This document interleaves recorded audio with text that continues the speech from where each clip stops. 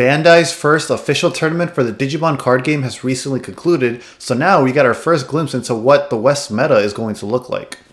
The Webcam Tournament was held across multiple regions on the weekend of December 13th, 2020, and unfortunately I wasn't able to participate because of important stuff I had to do with my girlfriend we already had planned for life events, but that's fine, there'll be more tournaments and I can win them next time. So some of these did not release an official top cut standings, which ironically was top cut with the tournament organizer that I can't find official standings for. Core TCG's organizers at least released a list, so I had to scurge a little bit for results from them, but basically the idea is pretty clear. So let's just go ahead and get started by looking at EU's Webcam Tournament results. So Bandai did host this around multiple regions. So first let's look at the EU Webcam Tournament. As you can see, Omnimon decks were by far the leading winner. We got first place being a red Gallantmon deck, which is unexpected. But after that, we got blue Omnimon, fourth place Rookie Rush, fifth place blue Omnimon, another blue Omnimon, red pile, which is basically just like red good stuff, purple Toolbox, which is pretty nice to see, red Gallantmon, and black Diaboromon, which is a surprising standout. But this is something we're going to see commonly, that Omnimon, whether red or blue, is going to be the one taking a majority of the wins. I think you'll see that blue is going to be the one that's taking the majority of the wins, and I'll get to that shortly. But let's go ahead and look through the different results to make sure of that. So first, I have Core TCG's Saturday tournament results. So this is their top 16. As we see, we have a blue Turbo Omni, again, took a first spot. So for the European tournament, they didn't take first, but they did take a majority of spots in top 8.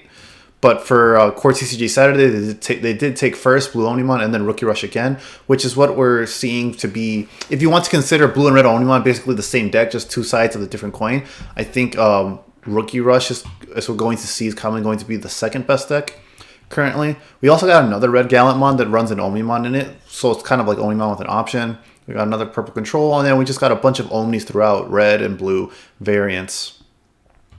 So that is Saturday's. Unsurprisingly, Omnimon is taking a lot of the spots there, but not all of them. It's important to note, while it's a meta-defining card, so it's going to take a lot of spots, there is still some decent variety. You do have purple control here. You even have Rainbow Tech, which is a bunch of different colors in top 16. That's pretty remarkable. You have multiple purple tops.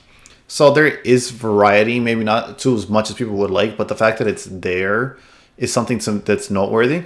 As we see in Core TCG's Sunday tournament, since these were hosted 2 tournaments across the weekend, one for each day, we see that a green deck ended up taking first place. If we click the links that are provided by the tournament organizer, we actually do get pictures of the deck lists here. So we get to see that he was running green value, basically like trying to run all their cheap Digivolutions to get to a strong top end. And his main Mega looks to be Rosemon, running 3 of it. And Titamon as its backup. Puppetmon is a good tech option. So that's interesting. So it's good to see that that's there. But yeah, so green definitely still has a place, even though it doesn't have all of its best cards yet in 1.0. But after that, we see a bunch of blue Turbo Omni, we see red Omni, blue Turbo Omni. It looks like it's pretty equal between the two. So if we go from Sunday's tournament, and now we go to Canada results. So this is hosted by Carta Mágica, which is a Canadian tournament organizer, it seems like, since these people are posting that they're from Canada. We see that the first place winner was actually a green aggro deck. So similar to that, it's so this guy's deck is actually really interesting because it has he has a video on it where he describes some of the plays he does. And if you watch the video, I'll see if I can link it in the description, see if that's okay with them. I'll try to link it in the description. They have some really interesting combos that they do using Digitamamon to gain more memory and then restand with Garurumon to keep doing that again to regain memory. So it's really interesting. So we can see some creativity that's even able to top despite all the Omnimons. He does say he played against 6 blue Omnimons though and 2 red Omnis. So as we can see, even in Canada, it's running wild up there. Then we got from here, I couldn't find, I don't believe Top Cut, either the organization or their head TOs released an actual list of the top 16 or even top 8. So I had to go through the Facebook group and see who was posting that they won and stuff. So I see here we got one person saying they got second place on 2 days, on both of the days that Top Cut held their online tournament. And both times it was second place with the blue Omnimon deck list. So that's one thing we have there. Another one I found here was a top 16 for Top Cut Sunday tournament, and it's a red Omni Turbo variant. And then I found another blue Omni Turbo variant, and I believe this one was third place for Top Cuts. So basically, as we see, Omnimon is by far the best deck in the meta, and we knew this because of results from Japan, because they've had the game longer than us.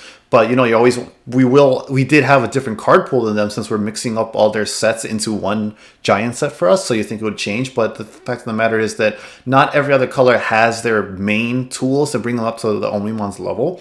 Because I know for green, for example, we're waiting for all the download support in 1.5 that's going to come out here in February, which will help it be able to keep up with Omnimon. But for now, because of that, even though we have black and purple introduced right away in set 1, Omnimon is still the strongest deck, because nothing else has exactly that turboing ability other than green right now.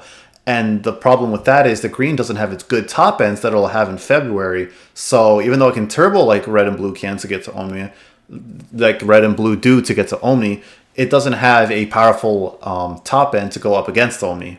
So that's why Omnimon is the best deck right now, and topping this entire, and with the results we have to prove it now, topping all these tournaments, it's because it has it can digivolve up so quickly and have such a powerful top end by potentially getting rid of multiple cards for just 6 costs and a strong 15k body, because nothing DP wise even matches it right now, and you're going to need a lot of DP inheriting stack, like your whole stack basically, for most colors to even be able to go even with Omnimon if you want to swing over it. So otherwise you need removal options, which really only purple and red have good removal options right now, so it makes it hard to respond to. Omnimon is just really strong and impactful for what it does and for how cheap it is to climb in blue and red. But the reason blue, particularly we see it topping more, the reason blue is the better option over red is because of blue's options like on metal, like Hammer Spark. Hammer Spark gives you free memory. It's literally 0 cost to get 1 memory. So if you hold on to it, you know, in your hand, you could, depending on how much memory your opponent gave you to start that turn off, you could Hammer Spark.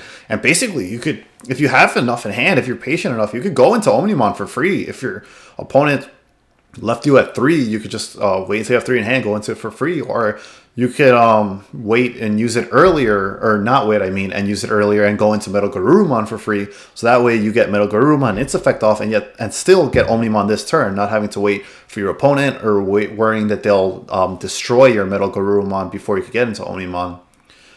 And even in addition to the memory effect, you also have Metal Garumon's ability to help you go wide. Its when attacking effect lets you play a level 4 or lower from its stack, so you could go wide by attacking and summoning your blocker that you digivolved over him, and now you have a threat and a blocker. So it's like you can't even respond. You can't even just ignore Omnimon and go for security, because now you also have this blocker if Omnimon didn't already blow up your field. Or if you want to do the opposite, you could, or if you want to do something else, you could go with, you could summon Garurumon from Metal Garurumon stack, and then restand Garurumon, and then summon Gabumon in that stack and get a free draw, or, you know, something else like Gomamon, and start building again, you know, just any other rookie, and start building a second stack. So it's like, blue can turbo, it can cheat memory, so you can play Omnimon or more than one big heavy hitter card per turn. You could go wide, and that wide could be more aggressive to get more swings in, or defensive so they can't even start responding to your Omnimon. It's insane. Blue has so many different options to safely and quickly to get to Omnimon and still have like a very powerful presence without it, because Metal Garumon's effect is great to help you go wide in a game with only 5 security, and like that stuff you summon off of Metal Garurumon doesn't even need to be self-sustaining. You know, to restand it, you can summon your blocker, like I said earlier. So it's really crazy. Blue only, a lot of people before this tournament were saying blue and red were equal, and even looking at Japan's results, like that was never the case. Blue it's not a huge discrepancy, sure, but blue definitely had the edge. And the results today, or results this weekend rather, definitely confirmed the blue Omnimon is the best deck in the format, but not the only one that works, because we did get green tops, we did get plenty of other stuff like Rookie Rush and purple in the top 8s for various regions tournaments. So definitely don't let this discourage you. You can top with your favorite deck if you know how to pilot it. I know True Champion Steve even made top 8 with the yellow deck. I believe that was one of the top cuts, because I couldn't find a list that said that. I just saw it because he posted it. So yellow is like very widely considered the worst color in set 1.0, and he's topping with it. So it really comes down to what you know, and if none of the colors in this game are flat out terrible, so it really does come out some matchups and what you know. And if you can pilot it, you can pilot it. Play what you like. So definitely don't be discouraged. But it's good to take this into account and build your deck, because you know what to expect. Build for your opponents and build to respond to them. You know, tweak your deck to the meta so you have a better chance of winning with the deck you do want to use. So that was a look at the meta that we have developing for the West after Bandai's first official tournament. I hope this was interesting for you guys. I hope you use this info in your deck building, or you just like learning about this stuff because it's interesting. Whatever the case, go ahead and leave your opinions on the state of the game below. This is set 1.0, and this is a pre-release tournament, so while Omnimon is still definitely going to be the best deck until we get 1.5, I wouldn't take too much stock in it in terms of the game getting stale or anything, like, because 1.5 will shake this up a lot. And then once people have more access, and then more people can actually enter these tournaments, we would probably get more diverse top 8s. Like, Omnimon will definitely still be taking names just because it's the best deck in the game right now. But it's not going to be there always. It'll start sharing it more and more with other decks. As we see in Japan, purple is starting to get a ton more tops now that its structured deck is out. And green's download effects are very powerful and basically going, not even, but it's definitely giving a run, all blue Omni a run for its money in Japan. And we've seen the red Omni has actually gone up in relevance to Japan too because of Blitz Greymon's Digivolve effect. Like, you're stopping your opponent from being able to climb up while you're still climbing into something as scary as Omnimon. So definitely don't take this as discouraging if you're not enjoying this meta. It'll change, but I think it's fun because I don't mind it too much. I'm enjoying the game, and if you don't like the meta, you can always play online. Plenty of people want to play Japan's meta with you, and we'll get that meta soon enough in February.